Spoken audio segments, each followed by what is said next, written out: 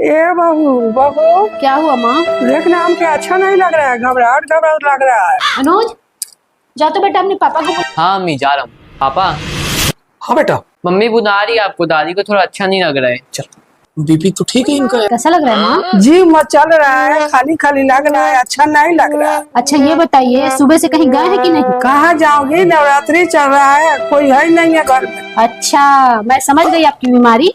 आप चलिए बिस्तर में आराम करिए, मैं आपकी दवाई लेके आती हूँ। अरे आपको पता है माँ, तो सामने वाली हमारी पड़ोसन है, वो दूध देने आता है ना राउत, उसके साथ भाग गई है। अच्छा, उमा चाची है ना, उसकी बहू, उनको बिना बताए मायके चली गई। सच में? हे भगवान, हमको तो पता ही ना था जो दुनिया में क्या क्या हो रहा है। अब बताइए माँ, अब आपको कैसा लगा? और मेरे को बहुत अच्छा लग रहा है, हमारा शरीर बिल्कुल ठीक हो गया है। अरे माँ, मैं तो पहले ही समझ गई थी, ये बीमारी सभी औरतों को होता है।